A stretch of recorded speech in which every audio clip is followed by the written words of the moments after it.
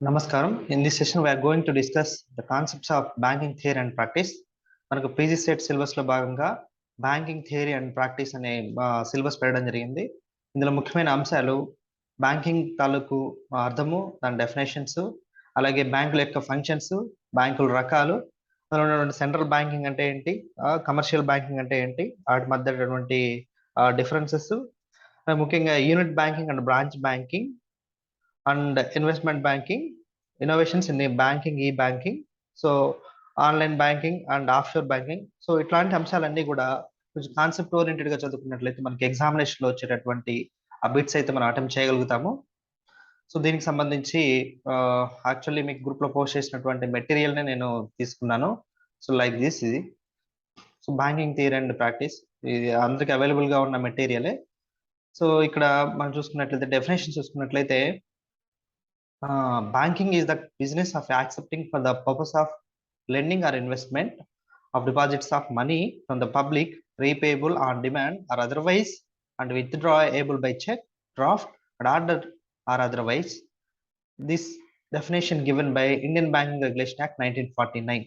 So ఇక్కడ మీరు గుర్తుపెట్టుకోవాల్సింది, బ్యాంకులు అంటే డిపాజిట్స్ యాక్సెప్ట్ చేసి అవసరమైన వారికి వాళ్ళు ఎప్పుడు అడిగితే అప్పుడు ఇచ్చేట్టుగా ఉండి, సో ఆ మనీతో వ్యాపారం చేసేదాన్ని బ్యాంకింగ్ అంటారు. సో ఇది చెప్పింది ఏంటి, Indian banking regulation act 1949. So ఇది ఇక్కడ important, this one is important. Indian what is Indian banking regulation act అంటే 1949 ఈస్ ద ఆన్సర్. సో ఒక బ్యాంకింగ్ సిస్టమ్ కి ఎటువంటి లక్షణాలు ఉండాలి, essentials of A banking system అనుకున్నట్లయితే, నాకు లిక్విడిటీ ఉండాలి, అంటే ఇట్ మీన్స్ ఖచ్చితంగా మనీ అవైలబుల్ గా ఉండాలి, అలాగే సేఫ్టీ ఉండాలి, స్టెబిలిటీ ఉండాలి. సో ఫ్లక్చుయేషన్స్ ఉండకూడదు స్టెబిలిటీ విషయంలో. ఈ పాయింట్ లో ఫ్లక్చుయేషన్స్ ఉండకూడదు, అంటే బ్యాంక్ దగ్గర ఇప్పుడు మనీ యాక్సెప్ట్ చేసి కొంతమంది డిపాజిట్స్ తీసుకొని ఆ మనీ మొత్తం వాళ్ళకి వ్యాపారం కదా అని చెప్పేసి వేరే వారికి ఇచ్చేసి వాళ్ళు అడిగినప్పుడు ఇవ్వకపోవడము, సో దాని స్టెబిలిటీ కిందకి రాదు. అలా కాకుండా ఎప్పుడు కస్టమర్స్ డిపాజిట్ చేసిన మనీని వాళ్ళు ఎప్పుడు అడిగితే అప్పుడు ఇవ్వడం అనే స్టెబిలిటీ అంటారు. సో ఎలాస్టిసిటీ అండ్ ప్రాఫిటబిలిటీ, ఇది బ్యాంకింగ్ సిస్టమ్ యొక్క లక్షణాలు. ఇది మనకి ఆబ్జెక్ట్ ఓరియంటెడ్ లో వచ్చే అవకాశం అంతగా ఉండదు. So the structure of the bank in Indian system లో, సో అపెక్స్ బ్యాంక్ ఏంటండి, RBI, reserve bank of India. So అందులో షెడ్యూల్ బ్యాంక్స్ ఉంటాయి, నాన్ షెడ్యూల్ బ్యాంక్స్ ఉంటాయి. షెడ్యూల్ బ్యాంక్స్ లో కమర్షియల్ బ్యాంక్స్ ఉన్నాయి. సో అందులో public sector banks, private sector banks, foreign banks and regional rural banks, away RRBs అంటారు. So మళ్ళీ ఇంకొక cooperative banks లో state cooperative bank, district cooperative banks and other cooperative banks గా divide చేస్తున్నారు. ఇందులో కొంచెం మనం డీటెయిల్డ్ గా వెళ్ళినట్లయితే, షెడ్యూల్ బ్యాంక్ అంటే ఏంటి, ఇది కొంచెం మనం తెలుసుకోవాల్సినటువంటి విషయము. ఆర్బీఐ యాక్ట్ లో ఉన్నటువంటి సెకండ్ షెడ్యూల్ లో రిజిస్టర్ అయినటువంటి అన్ని కూడా షెడ్యూల్ బ్యాంక్ అంటారు. నాన్ షెడ్యూల్ బ్యాంక్ అంటే దానికి ప్రత్యేకమైన డెఫినేషన్ ఏం లేదు, షెడ్యూల్ బ్యాంక్ లో రిజిస్టర్ కానివి నాన్ షెడ్యూల్ బ్యాంక్ అంటారు. సో ఇప్పుడు మనం షెడ్యూల్ బ్యాంక్ లో ఏం రిజిస్టర్ అవ్వాలి, ఎలా అవ్వాలి, దానికి సంబంధించినటువంటి పర్టికులర్ విషయాలని మనం చూసినట్లయితే మనకి షెడ్యూల్డ్ బ్యాంకులు అన్న విషయం అర్థమైపోతుంది. సో ఇక్కడ మనం ముఖ్యంగా అర్థం చేసుకోవాల్సింది, the scheduled banks are those which are enriched in the second schedule of the RBI act. ఇక్కడ ఇంపార్టెంట్ ఏంటి, second schedule of the RBI act. So మనకు ఆబ్జెక్టివ్ బిట్ ఏ విధంగా అడగొచ్చు, షెడ్యూల్డ్ బ్యాంక్ ఏ ఆర్బీఐ యాక్ట్ లో ఏ షెడ్యూల్ లో రిజిస్టర్ అయితే షెడ్యూల్ బ్యాంక్ అంటారు. So that is second schedule of the RBI act 1934. So these banks have a paid up capital and reserve of aggregate value of not less than 5 lakhs. So ఇక్కడ paid up capital ఎంత ఉండాలంటే ఆ టైంలో 5 lakhs ఉండాలి. ఏంటి, ఈ schedule bank లో register అయినటువంటి వాటికి సంబంధించి paid up capital 5 lakhs కన్నా తక్కువ ఉండకూడదు. So this is the scheduled and non scheduled banks తాలూకు ఇన్ఫర్మేషన్. అలాగే all commercial banks, Indian including Indian, foreign, regional rural banks and state cooperative banks are scheduled banks. మరి non scheduled banks అంటే, non-scheduled banks are those which are not included in the second schedule of RBI Act 1934. At present, these are only 3 such banks in the country. అవి Google చేసి చూడండి. Next commercial banks అంటే ఏంటి, so మనకు ఉన్నటువంటి ఇప్పుడు SBI, Andhra bank, ఇవన్నీ కూడా commercial banks examples. So detailed గా అసలు ఏంటి అంటే, commercial banks is an institution that accepts deposits, makes business loans and offer related services to various like accepting deposits and lending loans and advances to general customers and business man. So ఇది సాధారణంగా మనం తెలిసినటువంటి విషయం, ఇది పెద్దగా కొత్తగా ఉండేది ఏం కాదు. మనం బ్యాంకింగ్ చేసినటువంటి మనం బ్యాంకింగ్ అలవాటు ఉంటుంది కదా. సో ఆ activities commercial banks. For example అవి డిపాజిట్స్ యాక్సెప్ట్ చేస్తాయి, అవసరమైన వాళ్ళకి లోన్స్ ఉంటాయి. వాటి టర్మ్స్ అండ్ కండిషన్స్ ప్రకారం లోన్స్ ఇస్తాయి అంతే. Next public sector banks and private sector banks ఆ డిఫరెన్స్ చూసుకోండి. అండ్ ఫారెన్ బ్యాంక్స్ అంటే ఏంటి? ఫారెన్ బ్యాంక్స్ అంటే foreign banks with the obligation of following the regulations of both it's home and it's host countries. For example America bank ఇక్కడ మన ఇండియాలో ఉంది. So ఇక్కడ దాన్ని ఫారెన్ బ్యాంక్ అంటారు. అంటే ఆరిజిన్ వచ్చేసి అమెరికా, బట్ ఇండియాలో దాని సర్వీసెస్ ఉంటాయి. ఇక్కడ హోస్ట్ కంట్రీ తాలూకు రెగ్యులేషన్స్ అవి ఫాలో అవుతాయి. అట్ ద సేమ్ టైం మన ఆర్బీఐ తాలూకు కండిషన్స్ కూడా ఫాలో అవ్వాలి. Foreign banks are those banks which have their head office abroad, అంటే వేరే దేశంలో దాని హెడ్ ఆఫీస్ ఉంటుంది. Citibank, HSBC, Standard Chartered etcetera are the examples of foreign banks in India. Currently India has 36 foreign bank. So ఈ data ఎప్పుడుదో మనకి correct గా తెలియదు కాబట్టి so you need to validate this digit once again. So అలాగే ఇలాగ foreign banks ఎన్ని ఉన్నాయి అనే డిజిట్ అడగరు ఎక్కడ కూడా, కమర్షియల్ బ్యాంక్స్ ఎన్ని ఉన్నాయి అని. బట్ వెరాస్ ఈ నేషనలైజ్డ్ బ్యాంక్స్ ఎన్ని ఆ టైంలో ఎన్ని అయినాయి, అలాగే మెర్జ్ అయిన తర్వాత బ్యాంక్స్ ఎన్ని ఉన్నాయి అనేది ఒకసారి మీరు చూసుకోండి. ఒకసారి జస్ట్ గూగుల్ ఇట్ ఎలాగా. సో నా ప్రెసెంట్ ఎన్ని బ్యాంక్స్ ఉన్నాయి అనేది. బట్ గూగుల్ చేసేటప్పుడు అథెంటిక్ సైట్ నుంచి తీసుకెళ్ళాలి, అథెంటిక్ సైట్ నుంచే తీసుకోవాలి మీరు. చాలా మంది బ్లాగర్స్ ప్రొవైడ్ చేస్తుంటారు, don't depend on that bloggers. So regional rural banks ఇది ఒకటి చాలా ఇంపార్టెంట్. సో మనం ఆల్రెడీ మనం చెప్పుకున్నట్టు కలర్ కోడ్ చేసినవి మేబీ బిట్స్ రాచే అవకాశం ఉంటుంది. ఎస్పెషల్లీ ఎస్టాబ్లిష్మెంట్ ఇయర్స్ బాగా చూసుకోవాలి. సో ఇక్కడ చూడండి, the government of India setup regional rural banks on October 2, 1975. This date is very important, maybe asked in objective bits. RRBs ఎప్పుడు ప్రారంభమయ్యాయి అని చెప్పి ఇలా అక్టోబర్ మంత్, మార్చి అయినా ఇవ్వచ్చు, లేకపోతే ఈ 75, 76, 77 ఎస్టాబ్లిష్మెంట్ కమెంట్స్ ఇయర్ అవి జాగ్రత్త చూసుకోండి. ఎస్టాబ్లిష్మెంట్ వేరేగా ఉంటుంది కొన్నిటికి, కమెన్స్మెంట్ వేరేగా ఉంటుంది చాలా వాటికి. ఓకే, ఆ డిఫరెన్స్ మనం చూసుకున్నట్లయితే మనకు క్లారిటీ ఉంటుంది. సో ఇక్కడ cooperative banks. So cooperative banks was setup passing A cooperative act in 1904. Important ఇక్కడ, కోఆపరేటివ్ బ్యాంక్స్ ఎప్పుడు పాస్ చేశారు? 1904 లో పాస్ చేయడం జరిగింది. ఓకే, దాని తాలూకు కాన్సెప్ట్ ఏంటో ఒకసారి చూడండి. అలాగే బ్యాంకింగ్ రెగ్యులేషన్ యాక్ట్ 1949 గురించి ఇక్కడ విపులంగా చెప్పడం జరిగింది, బట్ మనకు అంత డీటెయిల్డ్ గా అవసరం లేదు. సో బ్యాంకింగ్ రెగ్యులేషన్ యాక్ట్ ఎంత అంటే సరిపోతుంది, దట్ ఈస్ 1949. అలాగే నెక్స్ట్, సో ఇదంతా మీకు అవసరం లేదు. ఎస్, ఇక్కడ అపెక్స్ బ్యాంక్స్ గురించి మనం డీటెయిల్ గా చెప్పుకోవాలి, బికాస్ మన సిలబస్ లో దాని గురించి ఎక్కువగా అడగడం జరిగింది కాబట్టి మనం చాలా నీట్ గా కూలంకుషంగా తెలుసుకోవాల్సిన అవసరం ఉంది. ఎక్కువగా బిట్స్ వచ్చే అవకాశం కూడా అందులోనే ఎక్కువగా ఉంది. Yes, central banking versus commercial banking. ఆ కమర్షియల్ బ్యాంక్ గురించి పక్కన పెడదాము, సెంట్రల్ బ్యాంక్ గురించి చూద్దాం, దట్ ఈస్ ఆర్బీఐ. యాక్చువల్లీ ఇక్కడ సెంట్రల్ బ్యాంకింగ్ అంటే ఆర్బీఐ అనే కాదు, ఏ దేశానికి సెంట్రల్ బ్యాంకింగ్ తాలూకు ఇంపార్టెన్స్ గురించి చెప్పేందుకు ఇక్కడ central banking versus commercial banking అని చెప్పడం జరిగింది. సో ఆ అందులో భాగంగా మన ఇండియాలో ఆర్బీఐ అనేది సెంట్రల్ బ్యాంకింగ్ గా ఉంది. సో దాని తాలూకు మొత్తం డీటెయిల్స్ చదువుకుంటాము. Got it.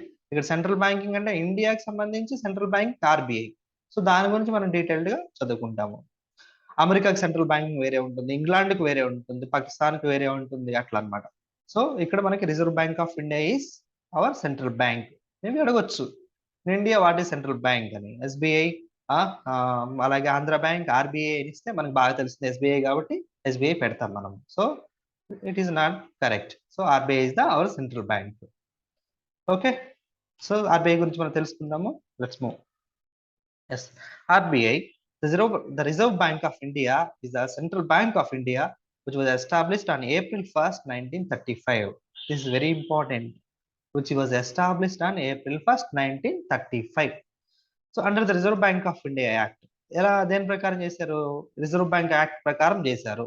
ఓకే, అప్పటికి మనకి స్వతంత్రం కూడా రాలేదు. సో బ్రిటిషర్స్ యాక్ట్ అవి ఎన్ని పేరు పెట్టకుండా reserve bank of India act అని డైరెక్ట్ గా పెట్టారు, గుర్తుపెట్టుకోండి. Okay, so the Reserve Bank of India uses monetary policy to create financial stability in India. ఇది చాలా ఇంపార్టెంట్ కాన్సెప్ట్. సో డైరెక్ట్ గా అడగొచ్చు, ఏంటి మానిటరీ పాలసీ ఎవరు చూస్తారు ఇండియాలో అంటే కింద RBI the answer. Okay, monetary policy అంటే ఏంటి, దాంట్లో ఏమేమి అంశాలు ఉంటాయి అనే విషయం గురించి మనం డీటెయిల్ గా నెక్స్ట్ స్టెప్ లో చూద్దాము. So next objectives of RBI చూసుకున్నట్లయితే to regulate the issue of bank notes, మనకి ఇచ్చినటువంటి డబ్బులు తాలూకు నోట్స్ ఎవరు ఇష్యూ చేస్తారు? RBI. Okay, to secure monetary stability in the country. ఇక్కడ మానిటరీ స్టెబిలిటీ అంటే ఆర్థిక అత్యయిక స్థితి రాకుండా ఉండేటటువంటి కండిషన్ సిచ్యువేషన్ ని అంత ఆర్బీఐ చూసుకోవాలి. దేని ద్వారా చూసుకుంటుంది? మనం ఇంతకుముందు చెప్పినటువంటి మానిటరీ పాలసీ ద్వారా చూస్తుంది. And next to meet the economic challenges by modernizing the monetary policy framework. Yes, ఇప్పుడు చెప్పుకున్నట్లయితే మానిటరీ పాలసీ గురించి అప్డేటెడ్ గా ఏవైతే ఉన్నాయో అవి ఫాలో అవడానికి ఆర్బీఐ తాలూకు ముఖ్యమైనటువంటి ధ్యేయము. Okay, and next origin of the RBI bank సంబంధించి ఇక్కడ ఓన్లీ 2 పాయింట్స్ నేర్చుకోండి, మిగతాదంతా మధ్యలో అక్కర్లేదు. సో 1926 లో the royal commission on India currency and financial recommendations the creation of and central bank for India. Yes, ఇండియాకి సెంట్రల్ బ్యాంకింగ్ ఒకటి కావాలని చెప్పినటువంటి కమిషన్ ఏది, ఎవరు, ఏంటి అంటే కనుక ద రాయల్ కమిషన్. సంవత్సరం వచ్చేసి 1926. ఎస్, ఈ అండర్లైన్ చేసినటువంటి పాయింట్ చాలా important. whether it is on basis of year or basis of committee or commission or central banking అనే బేస్ మీద ఇవి చాలా ఇంపార్టెంట్. అండ్ నెక్స్ట్ ఇక్కడ ఆల్రెడీ మనం చెప్పుకున్నాము 1949 the government of India nationalise the reserve bank under the reserve bank transfer public ownership act 1948. మీకు objective bits కొంచెం deep గా కొంచెం సబ్జెక్ట్ ఓరియంటెడ్ గా ఇవ్వాలనుకుంటే ఈ టైప్ ఆఫ్ బిట్స్ ఇస్తారు. ఆర్బీఐని ఎప్పుడు నేషనలైజ్ చేశారని ఇస్తారు, బట్ అంత డీప్ గా వెళ్తారని నేను అనుకోవట్లేదు. Yes, next functions of RBI. So దీని గురించి మనము ఒక్కొక్కటి నీట్ గా చూద్దాము. సో అండర్లైన్ చేసినట్టుగా ఇష్యూర్ ఆఫ్ కరెన్సీ ఆల్రెడీ మనం చెప్పుకున్నాము. సో మనకి మన నోట్స్ ఇష్యూ చేసే అధికారం ఎవరికి ఉంటుంది? ఇండియాలో ఆర్బీఐకి ఉంటుంది. ఇది జస్ట్ మీరు ఈ పాయింట్స్ అన్ని కూడా జస్ట్ ఒక రీడ్ ఇచ్చేసేయండి అంతే, దాని గురించి ఇంకేం అక్కర్లేదు. మనకి ఆబ్జెక్టివ్ బిట్స్ లో అంత డీప్ గా వెళ్ళరు. సో బ్యాంకర్స్ టు గవర్నమెంట్ కి ఎవరు బ్యాంకర్ గా వ్యవహరిస్తారంటే ఆర్బీఐ. అలాగే బ్యాంకర్స్ టు బ్యాంకర్ అని కూడా దీన్ని అంటారు, మీరు ఆల్రెడీ డిగ్రీలో చదువుకున్నారు కదా. సో ఎస్, ఇదే బ్యాంకర్స్ టు బ్యాంక్ అంటే బ్యాంకులకి బ్యాంకు అని. సో ఇది అపెక్స్ బ్యాంక్ అంటారు. So custodian of cash reserves of commercial banks. So commercial bank తాలూకు క్యాష్ రిజర్వ్స్ కస్టోడియన్ గా ఎవరు ఉంటారు? ఆర్బీఐ ఉంటుంది. అంటే ఏంటి అంటే కమర్షియల్ బ్యాంక్స్ తాలూకు వాటికి సంబంధించినటువంటి అన్ని రకాల మనీ తాలూకు కొంత మొత్తాన్ని ఆర్బీఐ చూస్తూ ఉంటుంది. ఎందుకు అలాగా అంటే కనుక ఒకవేళ వాళ్ళ తాలూకు ఆ బ్యాంక్ కి సంబంధించినటువంటి ఫ్లక్చుయేషన్స్ వచ్చినా కానీ ఆర్బీఐ సేఫ్ చేస్తుంది. ఆ కండిషన్ కోసం క్యాష్ రిజర్వ్స్ ని మెయింటైన్ చేస్తుంది ఇక్కడ RBI. So custodian of countries foreign currency reserves. So ఇది ఒక చాలా ఇంపార్టెంట్. విదేశీ మారక ద్రవ్య నిల్వల తాలూకు అన్ని కూడా ఆర్బీఐ చూస్తుంది. విదేశీ మారక నిల్వలు సంబంధించి పూర్తి హోల్డ్ ఎక్కడ ఉంటుంది? ఆర్బీఐ దగ్గర ఉంటుంది. అలాగే central clearance and account settlements. So ఒక బ్యాంక్ కి ఇంకొక బ్యాంక్ కి సంబంధించి ఏమైనా క్లియరెన్స్ కానీ సెటిల్మెంట్స్ కానీ ఆర్బీఐ ద్వారా చేయడం జరుగుతూ ఉంటుంది. నెక్స్ట్ కంట్రోల్ ఆఫ్ క్రెడిట్, పరపతిని కంట్రోల్ చేయడం. ఓకే, పరపతి నియంత్రణ అంటాం తెలుగులో. It means since credit money forms the most important part of supply of money and since the supply of money has important implication for economic stability, the importance of control of credit becomes obvious. So credit is controlled by the RBI accordance with the economic priorities to the government. Okay, ఈ credit control అనేది ఎవరు నియంత్రణ చేస్తారు అంటే కనుక RBI. So మీకు ఇక్కడ ప్రతిదానికి ఇలా క్రెడిట్ కంట్రోల్ ఎవరు ఆర్బీఐ చేస్తారని అనకుండా ద ఆర్బీఐ ఫంక్షన్స్ అని చెప్పి which is not RBI functions అని చెప్పేసి ఈ ఆడిట్ లోది కాకుండా వేరేది ఏదైనా ఇచ్చి అది ఇప్పుడు చెప్పుకున్నటువంటి కాన్సెప్ట్ కి ఇర్రిలవెంట్ గా ఉంటే అది ఆన్సర్ అవుతుంది. సో మీరు ఆ విధంగా ప్రిపేర్ అవ్వాల్సి ఉంటుంది. ఓకే, అండ్ నెక్స్ట్ ఇక్కడ క్రెడిట్ కంట్రోల్ లో మెజర్స్ ఏం తీసుకుంటుంది అనే విషయం గురించి కొంచెం ఈ ఇమేజ్ అయితే ఏదైతే ఉందో ఆ ఇమేజ్ వరకు క్లారిటీగా చూడండి, సరిపోతుంది. ఎస్, క్రెడిట్ కంట్రోల్ మెజర్స్ లో క్వాంటిటేటివ్ మెజర్స్ అని ఉంటుంది, అలాగే క్వాలిటేటివ్ మెజర్స్ అనే ఉంటుంది. సో మీకు ఆబ్జెక్టివ్ ఓరియంటెడ్ లో which is not quantitative measure అని చెప్పి ఈ మూడు ఇచ్చి ఇందులో వేసినారనుకోండి, అది మీరు ఆడ్ మెన్ అవుట్ లాగా గుర్తుపెట్టుకొని ఆన్సర్ ఫైండ్ అవుట్ చేయాలి. సో ఇక్కడ క్వాంటిటేటివ్ మెజర్స్ అంటే ఏంటంటే bank rate, open market operations, variable cash reserve ratio. So వీటి గురించి ఇప్పుడు చెప్పడానికి చాలా చాలా డీప్ కాన్సెప్ట్స్ ఇవి. సో మీరు ఒకవేళ చదవగలిగితే నెక్స్ట్ స్టెప్లో దాని గురించి థియరిటికల్ గా ఉంది. బట్ వేరాస్ ఇక్కడ నేను చెప్పేది ఏంటంటే టైం తక్కువగా ఉంది కాబట్టి ఇంతవరకు గుర్తుపెట్టుకోండి. బట్ కొంచెం అండర్స్టాండ్ చేసుకోవడానికి అట్లీస్ట్ కొంచెం కాన్సెప్ట్ చదువుకోవాలి. బ్యాంక్ రేట్ అంటే ఏంటి, ఓపెన్ మార్కెట్ ఆపరేషన్స్ ఏం రకాలు ఉంటాయి, వేరియబుల్ క్యాష్ రిజర్వ్ రేషియో ఏంటి, క్యాష్ సిఆర్ఆర్ ఏంటి, ఇవన్నీ కూడా ఒకసారి ఒక చిన్న కాన్సెప్ట్ అర్థం చేసుకొని ప్రయత్నిస్తే మీరు అందులో పర్ఫెక్ట్ గా ఉన్నట్లు. నెక్స్ట్ అలాగే సెలెక్టివ్ కంట్రోల్స్ టెక్నిక్స్ లో క్వాలిటేటివ్ టెక్నిక్స్ అంటారు వాటిని. దాన్ని ఏంటంటే rationing of credit, direct action, moral suasion, publicity, regulation of consumer credit, marginal requirements. ఇక్కడ మీకు చిన్న థ్రెడ్ ఒకటి గమనించాలి. సో ఇవన్నీ bank rate, open market operations ఇవన్నీ కూడా some reserves ratio, some percentage, some అంటే ఫార్మల్ గా ఇవి రిస్ట్రిక్షన్స్ లాగా ఫార్మల్ గా వెళ్తాయి. బట్ వేరాజ్ ఇక్కడ ఏంటంటే ఇవి జనరల్ గా ఉంటాయి. సెలెక్టివ్ క్వాలిటేటివ్ సంబంధించి, అంటే క్వాంటిటేటివ్ అంటే దాని దాని పేరే చెప్తుంది, పరిమాణము. సో ఇక్కడ క్వాలిటేటివ్ అంటే ఆ ఆ, కొంత చెప్తాం అంతేగాని బట్ దానికి సంబంధించి ఏమి ఈ పర్సంటేజ్ ఇంత ఉండాలి, క్వాలిటీ ఇలా ఉండాలి అని ఏమి ఉండదు. సో ఆ థ్రెడ్ మీరు పట్టుకొని ముందుకెళ్లాల్సి ఉంటుంది. ఓకే.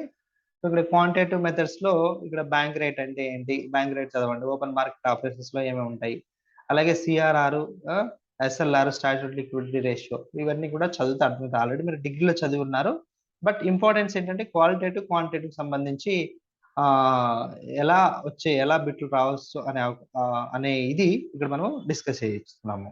ఓకే. ఇంతవరకు క్వాలిటేటివ్ మెథడ్స్ లో మార్జిన్ రిక్వైర్మెంట్స్, మోరల్ సాషన్. ఇక్కడ చూడండి, ఫర్ ఎగ్జాంపుల్ మోరల్ సాషన్ గురించి చెప్తాం. It refers to written or oral advice given by the central bank to commercial banks to restricts or expand credit. వాళ్ళు ఏంటంటే మీ తాలూకు banking లో money కొంచెం తక్కువగా ఉంది, మీరు పెంచుకుంటే మంచిది అని చెప్తారు. బట్ నాట్ ఇట్స్ అనే కంపల్సరీ. సో అది అని చెప్తారు ఇది ఇక్కడ. బట్ ఇక్కడ చూడండి, ఆ ఇక్కడ బ్యాంక్ రేట్ అన్నాము. బ్యాంక్ రేట్ అంటే చూడండి ఇక్కడ, it is the rate of interest at which central bank lends funds to commercial banks. So commercial banks ఆ మనీ తీసుకొచ్చి ఆర్బీఐ దగ్గర పెడితే ఆర్బీఐ డబ్బులు ఎంత, బ్యాంక్ రేట్ ఎంత ఉండాలని చెప్పేది ఇక్కడ పర్ఫెక్ట్ అనమాట. For example 4% is the bank rate. So 4% గా నేను 5% తీసుకుంటాను, లేకపోతే 6%, లేకపోతే 3% అని చెప్పి మిగతా వాళ్ళు వాదించడానికి లేదు. It is perfect, that is quantitative method. Okay. So ఈ విధంగా అర్థం చేసుకోవాలన్నమాట. సో క్వాంటిటేటివ్ కి differences. Okay. Next direct action అంటే sometimes the RBI directly takes action against the commercial banks. It takes action to such type of commercial banks who are not following the rules regulations of RBI.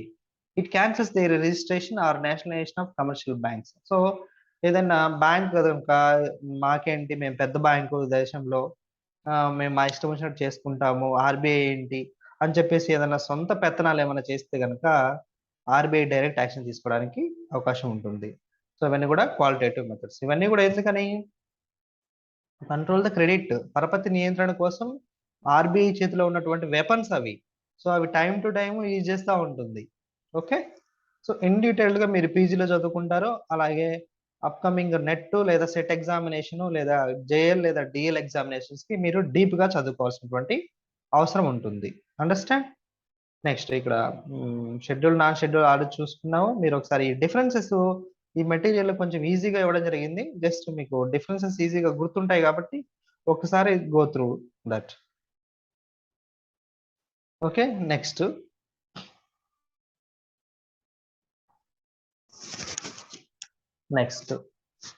ఇక్కడ second ఇది ఒకటి next part లో ఇక్కడ types of banking system అని ఇవ్వడం జరిగింది. So types of banking system లో మనకి రకాలు ఏంటున్నాయి, unit banking and branch banking. మీకు సిలబస్ లో కూడా unit banking and branch banking గురించి ఎక్కువగా ప్రస్తావించడం అయితే జరిగింది. ఇక్కడ చూడండి, yes, unit banking and branch banking. అలాగే ఇన్వెస్ట్మెంట్ బ్యాంకింగ్ ఉంది, దాని తర్వాత చూద్దాము. ఈ మెటీరియల్ మనకి 85% ఆఫ్ ద సిలబస్ కవర్ అవుతుంది కాబట్టి దాన్ని ఫాలో అయిపోదాం ఇప్పటికి. ఓకే. సో ఇక్కడ చూడండి, యూనిట్ బ్యాంకింగ్ అసలు ఏంటి, దాని సిస్టమ్ ఎక్కడి నుంచి వచ్చింది అనేది తెలుసుకుంటాం అంతే. Unit banking is a type of bank under which the banking operations are carried by a single branch with a single office and they limit their operations to a limited area. Unit banking అనేది only single branch తో ఉంటుంది, ఒక కొంత పరిధికి మాత్రం విస్తరించి ఉంటుంది. Okay, normally unit banks may not have any branch or it may have 1 or 2 branches. అక్కడ ఏంటి అసందిగ్ధంగా చెప్తున్నారు. నార్మల్ గా అయితే యూనిట్ బ్యాంకింగ్ ఏమి ఉండవండి, మేబీ ఒకవేళ ఉంటే ఒకటి రెండు ఉండొచ్చు అంటున్నారు అంతే. అండ్ బట్ యూనిట్ బ్యాంకింగ్ కి ఎక్కువ బ్రాంచెస్ అయితే ఉండవు అనేది క్లారిటీ తెచ్చుకోవాలి మనము. This unit banking system has its origin in USA. అసలు యూనిట్ బ్యాంకింగ్ ఎక్కడ ఆరిజిన్? యుఎస్ఏ. ఇది అడగొచ్చండి మీకు ఆబ్జెక్టివ్ ఓరియంటెడ్ లో. యూనిట్ బ్యాంకింగ్ ఆరిజిన్ ఏంటి? ఇండియా, ఇంగ్లాండ్, పాకిస్తాన్ అది యుఎస్ఏ అంటే కనుక మన ఆన్సర్ ఏంటి? USA is the answer. Okay, so ఇక్కడ ఒక డెఫినేషన్ చెప్పారు ఎవరో. An independent unit banking is a corporation that operates one office and that is not related to other banks through either ownership or control. So ఈ definition అర్థం చేసుకున్నట్లయితే దాని తాలూకు crux అంతా వచ్చేస్తుంది చూడండి. ఇంకొకసారి చదువుతున్నాము. an independent unit bank, ఇక్కడ చూడండి యూనిట్ బ్యాంక్ ఇండిపెండెంట్ గా ఉంటుంది, అక్కడ ఒక పాయింట్ గుర్తుపెట్టుకోవాలి. ఓకే, అలాగే ఇట్ ఈస్ ఏ కార్పొరేషన్, ఇక్కడ కార్పొరేషన్ అని గుర్తుపెట్టుకోవాలి. ఇది corporation that operates one office ఇంకంతే, వన్ ఆఫీసే ఉంటుంది. And that is not related to other banks సంబంధించి ఏ రిలేషన్ ఉండదు. సో త్రూ దేర్ ఇది ఓనర్షిప్ ఆర్ కంట్రోల్, ఏ విధంగా ఓనర్షిప్ లో కానీ దాన్ని కంట్రోల్ చేసే దాంట్లో కానీ ఇతర బ్యాంకులకు సంబంధించి ఎటువంటి రిలేషన్ ఉండదు. దాన్ని యూనిట్ బ్యాంకింగ్ అని అంటాము. ద అడ్వాంటేజ్ ఏంటంటే easy management, localized banking, quick decision ఉంటుంది, నో మోనోపలిస్టిక్ టెండెన్సీస్ ఉంటాయి, ప్రమోట్స్ రీజనల్ బ్యాలెన్స్ ఉంటుంది. సో ఇవి మనకి అడ్వాంటేజెస్ కాన్సెప్ట్ ఓరియంటెడ్ చదువుకోవాలి తప్ప ఏ పరీక్షకు వస్తాయని చెప్పలేము. బట్ ఇక్కడ మనము ఇక్కడ చెప్పుకున్నటువంటి ఇంతవరకు మాత్రం డెఫినెట్ గా మనకి ఈ కాన్సెప్ట్ ఓరియంటెడ్ లో బిట్స్ వచ్చేటటువంటి అవకాశం ఉన్నది. అండర్స్టాండ్? అండ్ నెక్స్ట్ డిసడ్వాంటేజెస్ ఉంటాయి, ఒకసారి చూడండి అర్థమైపోతుంది, ఇంకొంచెం కాన్సెప్ట్ డీప్ గా అర్థమైపోతుంది. అండ్ వేరేజ్ మనకి ఇచ్చినటువంటి బ్రాంచ్ బ్యాంకింగ్ సంబంధించి ఇక్కడ మనం చదువుదాము. So branch banking is a type of banking system under which the banking operations are carried with the help of branch network and the branches are controlled by the head office. For example, ఇక్కడ మనం చూస్తున్నాం SBI, ఇక్కడ head office ఎక్కడ ఉంటుంది, మిగతా అన్ని కూడా branches ఉంటాయి, దాన్ని బ్రాంచ్ బ్యాంకింగ్ అంటాము. ఆ పేరే చెప్తుంది, బ్రాంచ్ బ్యాంకింగ్ అంటే బ్రాంచ్లు ఉంటాయి. యూనిట్ బ్యాంకింగ్ అంటే ఆ యూనిట్ సింగిల్ యూనిట్ మొత్తం చూసుకుంటుంది, అర్థమైపోతుంది కదా. సో దీన్ని పెద్దగా ఆలోచించేసి ఈ టెర్మినాలజీ కష్టంగా ఉంది ఇవన్నీ కాకుండా జనరలైజ్డ్ గా నేర్చుకుంటే సబ్జెక్ట్ ఈజీగానే ఉంటుంది. సో మనము ఈ కాంపిటేటివ్ ఎగ్జామినేషన్స్ కి క్రాక్ చేయగలుగుతాము. అండర్స్టాండ్? నెక్స్ట్ కంటిన్యూ చేద్దాం. So each branch bank of will be managed by a responsible person called branch manager who will be associated by the officers, clerks and sub staff. So మనం ఒక బ్యాంకుకి వెళ్తే కనుక ఇది గమనించవచ్చు. దీని గురించి మళ్ళీ ఎక్స్ప్లెనేషన్ అక్కర్లేదు. In England and India this type of banking system is in practice, present follow అవుతుంది అదే మనము. In India state bank of India is the biggest public sector bank with a very wide network of branches. అంతే. So దాని గురించి advantages, disadvantages అర్థం చేసుకోవడం కోసం చూడాలి. ఓకే, ఇక్కడ యూనిట్ బ్యాంక్ కి బ్రాంచ్ బ్యాంక్ కి ఇంపార్టెన్స్ చూద్దాము. ఇది చాలా ఇంపార్టెంట్, కొంచెం డీటెయిల్డ్ గా చూసుకుందాం. అండర్స్టాండ్? ఫార్మేషన్ వచ్చేసి యూనిట్ బ్యాంకింగ్ లో ఎలా ఉంటుంది, బ్రాంచ్ బ్యాంకింగ్ లో ఎలా ఉంటుంది. యూనిట్ బ్యాంకింగ్ లో it can be formed easily. Branch banking వచ్చేసి దానికి ఒక కొంత ప్రాసెస్ ఉంటుంది. ఓనర్షిప్ వచ్చేసి యూనిట్ బ్యాంకింగ్ లో ఒక్కడే ఉంటాడు, ఇక్కడ ఏంటి కంపెనీ ఒక ఆర్గనైజేషన్ ఉంటుంది. ఓకే, మీకు ఇక్కడ ఎస్బీఐని ఒక ఎగ్జాంపుల్ గా తీసుకొని ప్రతిదీ ఇంప్లిమెంట్ చేసుకుంటే ఈజీగా అర్థమవుతుంది. అంటే యూనిట్ బ్యాంకింగ్ అమెరికాలో ఉన్నట్లుగా భావించండి, ఇక్కడ ఇండియాలో ఉన్నట్లుగా భావించండి, మీకు కంపారిజన్ ఈజీగా ఉంటుంది, మనం గుర్తుంచుకోవడం కూడా ఈజీ ఉంటుంది. ఏదైనా మనం గుర్తుపెట్టుకోవడం కోసమే ఇవన్నీ చేసేది. అండర్స్టాండ్? అది ఒక్కొక్క స్టైల్ ఒక్కొక్కరికి ఒక వేరుగా ఉంటుంది. ఓకే, దాని ఇండివిజువలైజేషన్ ప్రకారము, వాళ్ళ తాలూకు నాలెడ్జ్ లెవెల్స్ ప్రకారము, వాళ్ళ తాలూకు లెర్నింగ్ కెపాసిటీ ప్రకారము బేస్ అయి ఉంటుంది. సో అలాంటి ఇండివిజువలైజేషన్ మీరు బిల్డ్ చేసుకోవాలి. That is one of the most important techniques in competitive examinations. Understand? Next, ownership అయిపోయింది. Next sale of operations. The sale of operations is two small. ఎందుకని unit banking single గా ఉంటుంది కాబట్టి దాని operations single గానే ఉంటాయి. ఇందులో వచ్చేసి the sale of operations very wide because the branch banking it self have so many branches.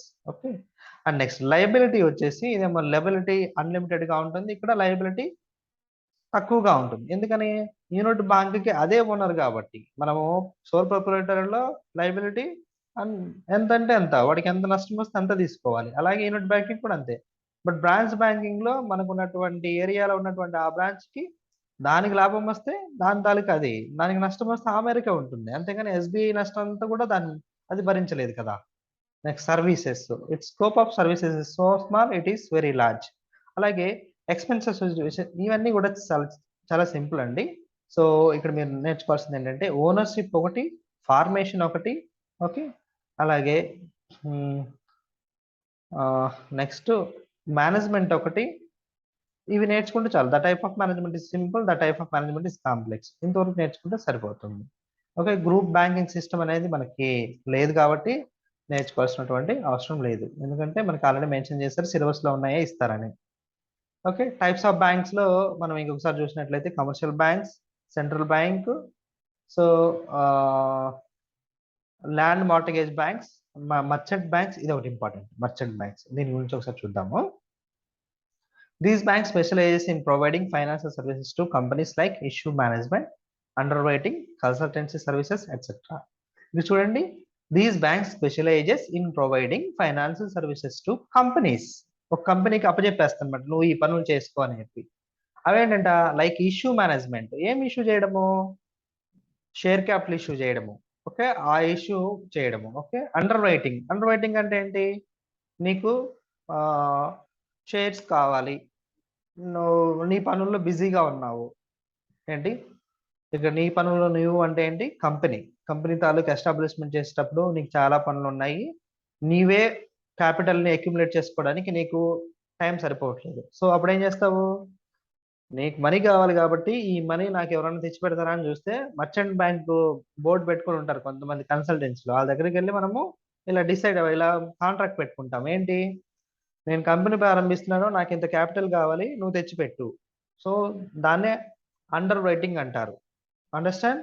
Under writing అంటే కంపెనీ తాలూకు ఇష్యూయన్స్ సంబంధించి కంపెనీకి సంబంధం లేకుండా మేమే మీకు తెచ్చి పెడతాము, దానికి మాకు కమిషన్ ఇవ్వండి అని చెప్పి ఏదన్నా కన్సల్టెన్సీ వస్తే దాన్ని అండర్ రైటింగ్ కన్సల్టెన్సీ అంటారు. సో మర్చెంట్ బ్యాంక్స్ ఆ పనులు చేస్తాయి. మీకు ఇంకా లైవ్ ఎగ్జాంపుల్ కావాలంటే మనమే ఒక కంపెనీ పెడదాము, ఆ కంపెనీకి మనకి చాలా పనులు ఉంటాయి కాబట్టి మనం ఏం చేస్తామంటే ఒక హెచ్డిఎఫ్సి దగ్గరికి వెళ్ళి, ఫర్ ఎగ్జాంపుల్ అది మర్చెంట్ బ్యాంకింగ్ అనుకోండి, వాళ్ళతో అగ్రిమెంట్ ఏంటంటే మీరు మాకు 5 కోట్లకు సంబంధించి మాకు షేర్ క్యాపిటల్ కావాలి, మీరు ఎక్కడ చేస్తారో ఏం చేస్తారో మాకు షేర్ క్యాపిటల్ కావాలి, అవన్నీ చేసి పెట్టండి, మీకు కమిషన్ ఇస్తామని చెప్పి మనం ఆ కాంట్రాక్ట్ కుదుర్చుకుంటాము. సో దీన్ని అండర్ రైటింగ్ అంటారు. చాలా ఇంపార్టెంట్ కాన్సెప్టే. ఓకే. అది consultancy service etcetera. SBI capital market is a leading example of merchant banking in India. SBI వేరు, ఎస్బీఐ క్యాపిటల్ మార్కెట్ వేరు, అందులో వింగ్ అనమాట అది. సో అదనమాట, అర్థమైందా? అది మర్చెంట్ బ్యాంకింగ్ అంటే. సో యాక్చువల్లీ మర్చెంట్ బ్యాంకింగ్ అనేది పాతది, పాత కాలంలో ఐ మీన్ ఓల్డెన్ డేస్లో బాగా డబ్బులు ఉన్నటువంటి ఈ వ్యాపారస్తులు ఏంటంటే మిగతా వాళ్ళ దగ్గర ఉన్నటువంటి ఏ అయితే బాండ్స్, ప్రామిసరీ నోట్స్ అవన్నీ పెట్టుకొని వాళ్ళు డబ్బులు ఇచ్చి చేసినటువంటి ఆరిజిన్ నుంచి వచ్చింది ఈ మర్చెంట్ బ్యాంకింగ్. ఓకే. అది మీకు ఎగ్జామినేషన్ కూడా ఇంపార్టెంటే. నెక్స్ట్ ఫారెన్ బ్యాంక్స్ చెప్పుకున్నాం. ఫారెన్ బ్యాంక్స్ అంటే ఎక్కడో వాళ్ళ తాలూకు హోస్ట్ నేషన్ ఒక దగ్గర ఉంటుంది, అవి మన దేశంలో పెడితే దాన్ని ఫారెన్ బ్యాంక్స్ అంటారు. ఓకేనా? నెక్స్ట్ ఈ banking, electronic banking. So electronic banking అంటే ఇంకా బ్యాంకింగ్ వ్యవహారాలన్నీ కూడా ఎలక్ట్రానిక్ విధానంలో చేస్తే దాన్ని ఈ బ్యాంకింగ్ అంటారు. ఇందులో కొంచెం డీటెయిల్గా చూసుకోండి, ఇంకా అంతకు మించి ఇంకేముండదు. So debit card, credit card అంటే ఏంటి, ఇవన్నీ కూడా మనకి ఏదో తెలిసినట్టుగానే ఉంటాయి కానీ టెర్మినాలజీ అయితే తెలియదు. సో అందుకని వాటి కోసం ఖచ్చితంగా మనం నేర్చుకోవాల్సి ఉంటుంది. సో వాట్ ఈజ్ వాట్ అని తెలుసుకోండి అంతే, ఇంకంతకు మించి ఇంకేం అక్కర్లేదు. ఇక్కడ చూడండి, కమర్షియల్ బ్యాంక్స్ తాలూకు functions, primary functions, secondary functions. ఇది కొంచెం కొంచెం కాన్సెప్ట్ ఓరియంటెడ్గా తెలుసుకుందాము. So let me zoom in this document. Yes, commercial bank primary functions ఏంటంట, వాళ్ళు డబ్బులు యాక్సెప్ట్ చేస్తారు. అంటే మనం తీసుకుపోయి మన దగ్గర డబ్బులు ఎక్కువైపోతే మనం బ్యాంకులో వేస్తాం కదా, అదే యాక్సెప్ట్ అయినప్పుడు డిపాజిట్స్. సో అలాగే మన ఇంటి పక్కన వాళ్ళకి ఏదో లోన్ అవసరమైంది, వాళ్ళు ఏం చేస్తారు, బ్యాంక్ వెళ్ళి తెచ్చుకుంటారు. అక్కడ మనం ఇచ్చిన డబ్బులే బ్యాంక్ వాళ్ళు ఇస్తారు, బట్ మన డబ్బు నువ్వు ఇచ్చినట్టు కాదు, అక్కడ బ్యాంక్ ఇచ్చినట్టు. అంటే వాళ్ళ ప్రైమరీ ఫంక్షన్ ఏంటి, డిపాజిట్ యాక్సెప్ట్ చేయడము, అలాగే తీసుకుని వచ్చిన డబ్బుల్ని ఏం చేస్తారు, లోన్స్ ఇస్తారు. అలాగే తద్వారా క్రెడిట్ క్రియేషన్ చేస్తారు. ఇక్కడ క్రెడిట్ క్రియేషన్ ఏంటి, ఇక్కడేమో నువ్వు డిపాజిట్ చేసినందుకు కొంతకాలం నీ డబ్బులు బ్యాంక్ దగ్గర ఉంచుకున్నందుకు నీకు వడ్డీ ఇస్తారు. ఓకే, అక్కడేంటి, కొత్త మనీ సృష్టించారా లేదా. అలాగే వీళ్ళకి డబ్బులు వాడుకున్నందుకు వీళ్ళ దగ్గర డబ్బులు తీసుకుంటారు. సో ఈ మనీయే నీకు కొంచెం ఉంచుకొని, వాళ్ళు కొద్దిగా ఉంచుకొని నీకు ఉన్నటువంటి ఏదైతే స్పెసిఫైడ్ ఇంట్రెస్ట్ రేట్ ఉంటుందో అది మీకు ఇస్తారు. ఇదే credit creation. Okay, so credit creation అనేది నాట్ అంత చిన్న స్కోప్ ఏం కాదు, చాలా పెద్దది. బట్ జస్ట్ ఈ క్రెడిట్ క్రియేషన్ చేస్తుందని తెలుసుకోండి. ఎందుకంటే పీజీలో అండ్ టైం ఉంటే కనుక పీజీ లేకపోతే హైయర్ ఎడ్యుకేషన్స్ వాటిల్లో వీటి గురించి బాగా తెలుసుకోవాలి. ఎందుకు మీరు డిగ్రీలో కూడా బాగా చదివితే కనుక మీకు తెలిసేది. Okay right. నెక్స్ట్ సెకండరీలో ఏముంటుంది, agency services, general utility services. ఇది మనకు తెలుసు. అదేంటంటే ఏజెన్సీ సర్వీసెస్ అంటే, ఇప్పుడు నేను ఉద్యోగంలో చాలా బిజీ అయిపోయాను, నా ఎల్ఐసి పాలసీ నేను కట్టుకోవడం మర్చిపోతే ఫైన్ వేస్తారు. ఓకే, నేను కరెంటు బిల్ కట్టుకోకపోతే ఫైన్ వేస్తారు. సో ఇవన్నీ వ్యవహారాలు నేను ఎందుకు చూస్తాను, కొన్ని ఎంతో కమిషన్ లేకపోతే కొంత అమౌంట్ ఛార్జ్ చేసుకొని బ్యాంక్ అప్పగించాను అనుకోండి, ఆ బ్యాంక్ నేను చేస్తానయ్యా, నీ కరెంట్ బిల్ నేనే కడతాను, లేకపోతే నీ ఎల్ఐసి పాలసీ నేనే కడతాను, లేకపోతే నీ మ్యూచువల్ ఫండ్స్ నేనే చూస్తాను, నీ షేర్స్ నేనే చూస్తాను. అలాగే నీ తాలూకు ఏదైతే ఉన్నాయో నువ్వు నాకు ఏదైతే చెప్తే ఆ పని నేను చేస్తాను, నా కమిషన్ ఇవ్వు అని బ్యాంక్ కనుక అంటే దాన్నే ఏజెన్సీ సర్వీసెస్ అంటారు. అండర్స్టాండ్, చాలా ఇంపార్టెంట్. అది సెకండరీలో ఉంటుంది. సో బ్యాంకులకి ఇలా గ్రాంటింగ్ లోన్స్ ద్వారా వచ్చేటటువంటి ఇంట్రెస్టే కాకుండా ఏజెన్సీ సర్వీసెస్ లో ఉండేటటువంటి చార్జెస్, కమిషన్స్ కూడా బ్యాంకులకి ఆదాయం అవుతాయి. ఇది కమర్షియల్ బ్యాంక్స్ తాలూకు functions at a Glenn. Okay, ఈ పిక్చర్ చాలా ఇంపార్టెంట్. ఓకే, డిపాజిట్స్ చూడండి, saving account, current account, fixed deposit, recurring deposit. So పదాలు ఒకసారి తెలుసుకుందాం. సేవింగ్ అకౌంట్ అంటే మనకు తెలుసు ఏంటి, సేవ్ చేసుకోవడానికి ఉన్న అకౌంట్ ని, అమౌంట్ సేవ్ చేసుకోవడానికి ఉన్న అకౌంట్ ని సేవింగ్ అకౌంట్ అంటారు. కరెంట్ అకౌంట్ కూడా సేవింగ్ టైప్ లాగే ఉంటుంది, బట్ కరెంట్ అకౌంటింగ్ ఏంటంటే డిఫరెన్స్ ఏంటంటే సేవింగ్ కి కరెంట్ కి, సేవింగ్ లో కొంత లిమిట్ కొన్నిసార్లు తీస్తాం, కొన్నిసార్లు వేస్తాం అన్నట్టుగా ఉంటుంది. బట్ వేరే కరెంట్ అకౌంట్ లో ఎన్నిసార్లు అయినా తీసుకోవచ్చు, ఎన్నిసార్లు అయినా వేసుకోవచ్చు, బట్ ఇంట్రెస్ట్ రేట్ ఉండదు.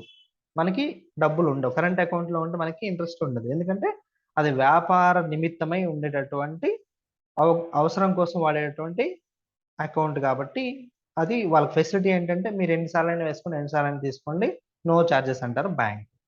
Fixed deposit, recurring deposit, FD and RD అంటాం, మనకు తెలిసిన పదాలే. ఒక అమౌంట్ తీసుకెళ్ళి ఒక దగ్గర ఫిక్స్ చేసి ఇంత టర్మ్ అయిపోయేంత వరకు దాన్ని కదిలించమని ఫిక్స్డ్ డిపాజిట్ అంటారు. రికరింగ్ డిపాజిట్ అంటే ఏంటి, నువ్వు నెల నెల కొంత అమౌంట్ కడతావు, అది అక్యుములేట్ అయిపోతుంటుంది. అది ఇక్కడ ఫిక్స్డ్ అంటే కొంతమంది ఒకేసారి తీసుకెళ్లి పెట్టడము, బట్ రికరింగ్ డిపాజిట్ అంటే నెల నెల లేకపోతే 6 నెలలు, సంవత్సరం సంవత్సరం పెట్టడం అనమాట. That's it. Okay, loans, advances ఇది ఒకసారి చూసుకోండి. అలాగే cash credit and overdraft, ఇది ఒక చాలా ఇంపార్టెంట్ అండి. క్యాష్ క్రెడిట్ కి, ఓవర్ డ్రాఫ్ట్ కి very simple, it is very simple. ఒకసారి ఒక చిన్న ఎగ్జాంపుల్ చూద్దాం. ఓవర్ డ్రాఫ్ట్ అంటే the facility provided by the bank to draw excess money over there in our account, over in account. మనకు ఉన్నటువంటి డబ్బుల కన్నా ఎక్కువ తీసుకున్నటువంటి అమౌంట్ ని తీసుకునే ఫెసిలిటీ బ్యాంక్ కల్పిస్తుంది, దాన్ని ఓవర్ డ్రాఫ్ట్ అంటారు. వేరే క్యాష్ క్రెడిట్ అంటే ఇవి కొంత మొత్తాన్ని మోర్టగేజ్ చేసిన తర్వాత, ఫర్ ఎగ్జాంపుల్ మన పొలాన్ని తీసుకెళ్లి బ్యాంక్ లో పెట్టేసి మనం మోర్టగేజ్ చేయించేసుకొని మనకు వాళ్ళు డబ్బులు ఇస్తారు. ఈ డబ్బులు ఇవ్వడానికి ఒక సపరేట్ అకౌంట్ ఒకటి క్రియేట్ చేస్తారు. ఆ క్రియేట్ చేసిన అకౌంట్ లో మనకి అమౌంట్ వేస్తారు. ఫర్ ఎగ్జాంపుల్ మనకు ఉన్నటువంటి పొలము 5 ఎకరాలు పెట్టేసుకొని ఒక 15 లక్షలు అమౌంట్ ఇచ్చారనుకోండి, ఈ 15 లక్షల అమౌంట్ ఎందులో ఇస్తారు, ఒక అకౌంట్ క్రియేట్ చేసి అందులో వేస్తారు. సో ఇక్కడ చూడండి, ఫర్ ఎగ్జాంపుల్ 15 లక్షల్లో నాకు ఇప్పుడు 5 లక్షలే అవసరమైంది. నేనేం చేస్తాను, 5 లక్షలు డ్రా చేశాను. ఇప్పుడు నాకు 5 లక్షల మీద ఇంట్రెస్ట్ వేస్తారు, మిగతా ఉన్నటువంటి 10 లక్షల మీద ఇంట్రెస్ట్ పడదు. సో ఇది క్యాష్ క్రెడిట్. ఓవర్ డ్రాఫ్ట్ అంటే ఏంటి? ఓన్లీ ఫెసిలిటీ, నీకున్న దాని డబ్బుల కన్నా ఎక్కువగా నువ్వు డబ్బులు డ్రా చేసుకో, అంత మేరకు నీకు వడ్డీ వేస్తారు అంతే. అర్థమైందా? ఇక్కడ కొత్త అకౌంట్ క్రియేషన్ ఉండదు ఇన్ ఓవర్ డ్రాఫ్ట్ లో, బట్ క్యాష్ క్రెడిట్ లో మార్టగేజ్ ఉంటుంది, అలాగే కొత్త అకౌంట్ క్రియేట్ చేసి దాన్ని క్రియేట్ చేస్తారు, దాన్ని క్యాష్ క్రెడిట్ అంటారు. సో తీసుకున్న మేరకు వడ్డీ పడుతుంది రెండిట్లో. Understand? Yes.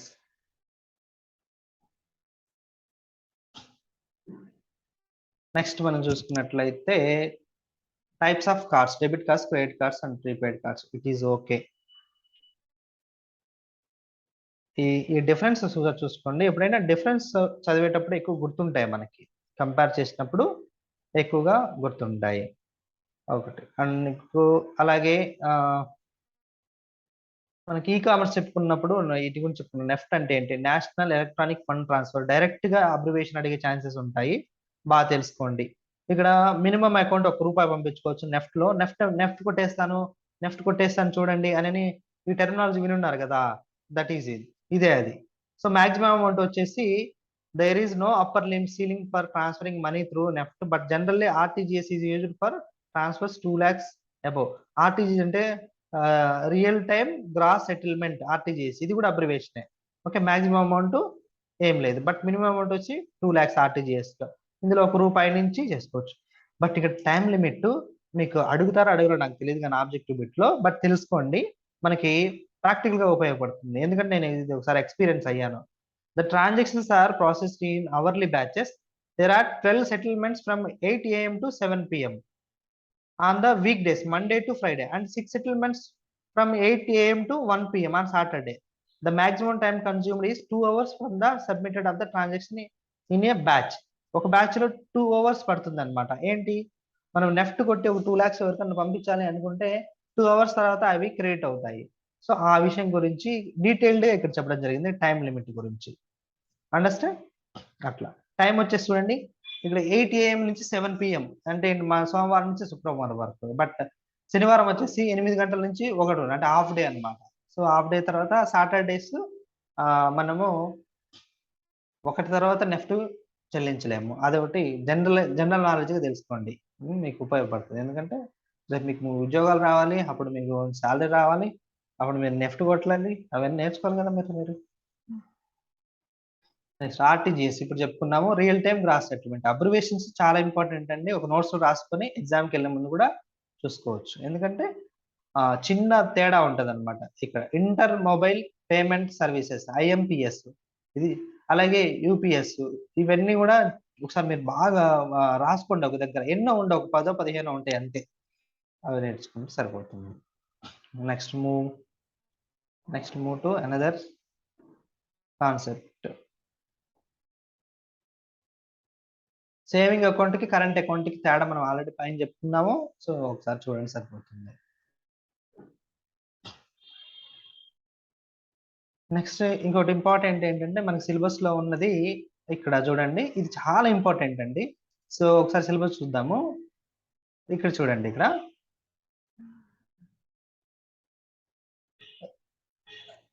Relationship and general relationship and special relationship between banker and customer. So ఇందులో భాగంగా మనం ఇది నేర్చుకోవచ్చు. ఏంటంట, relationship between the banker and customer ఏముంటుంది, డెటారు క్రెడిటారు. ఓకే, అలాగే క్రెడిటారు డెటారు, ఇదేంటంటే రివర్స్ ఉంది. సింపులే కదా. మనము ఇప్పుడు డెటార్ అంటే రుణగ్రస్తునికి రుణదాత. ఏంటి, ఇక్కడ ఫర్ ఎగ్జాంపుల్ ఇది బ్యాంక్ అనుకోండి, ఇదేమో కస్టమర్ అనుకోండి. ఫస్ట్ బ్యాంకర్ అన్నాం కదా, తర్వాత కస్టమర్. డెటార్ అంటే ఎవరు, రుణగ్రస్తుడు.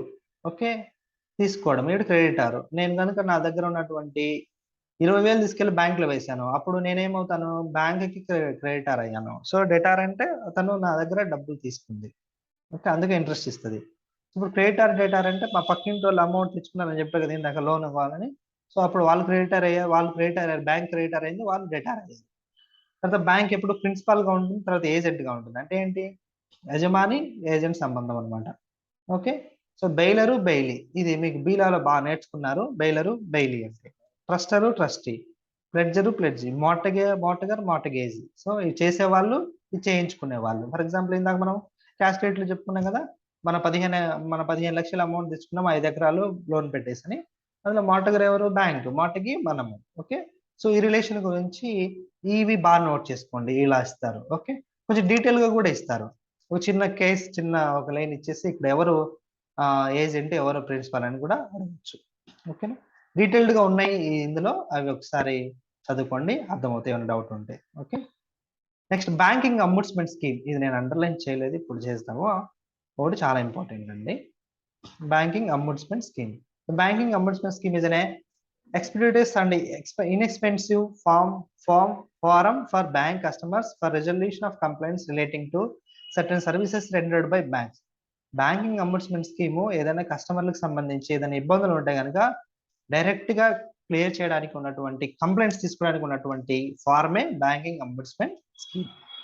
ఈ విషయం తెలిస్తే చాలు, ఇక ఏం డీటెయిల్డ్ గా అక్కర్లేదు. ఓకేనా, సో బ్యాంక్స్ లోన్స్ ఇంకా మీకు అక్కర్లేదు. సో ఇంతవరకు మనకున్నటువంటి సిలబస్ లో దాదాపు ఇది కొంచెం ఎగ్జిమ్ బ్యాంక్స్ ఇవన్నీ కూడా నెక్స్ట్ క్లాస్ లో మనం డిస్కస్ చేద్దాము. ఓకే, దాదాపు కవర్ అయిపోయింది ఇందులో. సో మిగతా ఉన్నాయి కూడా, ఈ మిగతావి నేను నెక్స్ట్ క్లాస్ లో చెప్తాను. And one more important thing is of sure banking. ఈ ఆఫ్ షోర్ బ్యాంకింగ్ అంటే ఏమంటే, ఇది విదేశాల్లో ఉండేటటువంటి బ్యాంకింగ్. విదేశాల్లో కూడా మామూలు దేశాల్లో కాదు, అదేంటంటే ఐలాండ్స్ అంటారు కదా, ద్వీపాలు అంటారు. ద్వీపము ద్వీపకల్పము అని ఉన్నాయి కదా, సముద్రంలో చుట్టూ నీళ్లు ఉంటే దాన్ని ద్వీపము అన్నాము. సో అలాంటి ప్రదేశాల్లో ఉన్నటువంటి బ్యాంకింగ్ సిస్టమ్ ని ఆఫ్ షోర్ బ్యాంకింగ్ అని అన్నాము. మీకు ఇక్కడ చూసినట్లయితే ఆఫ్ షోర్ బ్యాంకింగ్ అంటే ఇక్కడ చూడండి, the term offshore bank organized with the banks that were established on the British Channel Islands. British channel అంటే బ్రిటిష్ ఛానల్ అనేది ఒక సముద్రము, సముద్రము, అందులో ఉన్నటువంటి ద్వీపము. So off the coast of north west France. సో ఆ ఏరియాలో ఉన్నటువంటి ప్రాంతాలు. ఇక్కడ చూడండి, పనామా పేపర్స్ అని చెప్పి ఇక్కడ చూడండి, నీళ్లు ఉన్నాయి ఇక్కడ, పనామా పేపర్స్, అది ఆఫ్ షోర్ బ్యాంకింగ్ అనమాట. ఈ మధ్య వార్తల్లో వచ్చింది కదా అలాగా. These institutions were set up a tax havens to attract more investment. Currently, many jurisdictions where offshore banks are located do not tax deposits. So ఇక్కడ కొన్ని ఫెసిలిటీస్ ఉంటాయి ట్యాక్స్ ప్రకారంగా, అందుకనే వాళ్ళు ఎక్కువగా అందులో వెళ్తారు. Of sure banking is also known as a private banking. So దీన్ని ప్రైవేట్ బ్యాంకింగ్ అని కూడా అంటారు. ఓకే, సో మీరు ఆఫ్ షోర్ బ్యాంకింగ్ గురించి ఈ డీటెయిల్స్ సరిపోతుంది. ఇంకొంచెం ఏమన్నా డిస్క్రిప్టివ్ ఓరియంటెడ్ గా బుక్స్ లో ఉంటే చదవండి. Understand? So of sure banking అంటే విదేశాల్లో ఉంటుంది, ద్వీపాల్లో ఉంటుంది. ప్రైవేట్ బ్యాంకింగ్ దాంట్లో కొన్ని బెనిఫిట్స్ ఉంటాయి. ఇది ఆఫ్ షోర్ బ్యాంకింగ్ అంటే. అండర్స్టాండ్? ఎస్.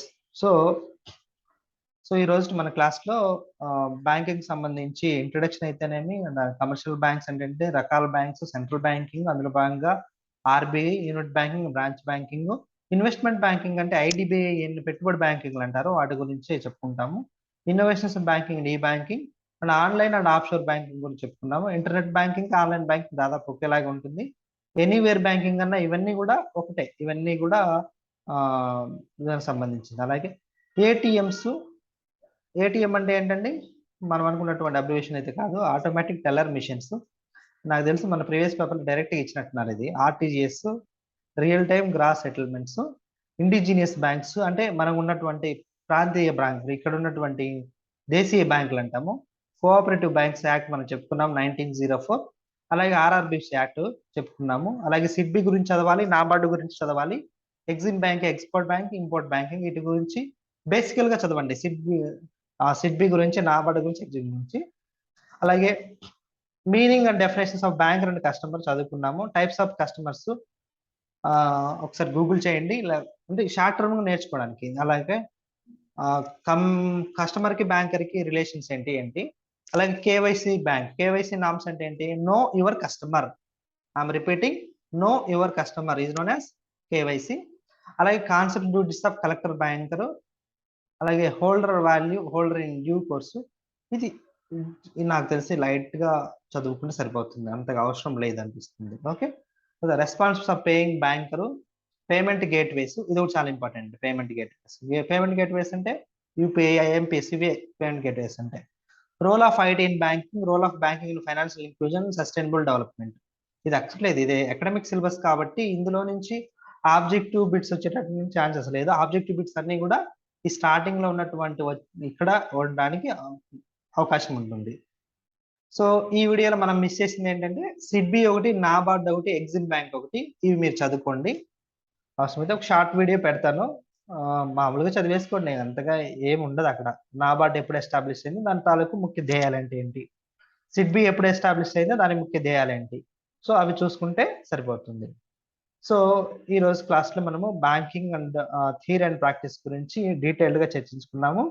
సో దీని గురించి ఇంకొంచెం డీప్గా, తక్కువ టైం ఉంది కాబట్టి ఇంకా డీప్ అంటారు ప్రతిసారి అని కాకుండా కొంచెం ఆర్గనైజ్డ్గా కాన్సెప్ట్ కన్స్ట్రక్ట్ చేసుకోండి. It will be benefited in your examination. Okay, so we'll meet in next class. Until then, bye. All the best.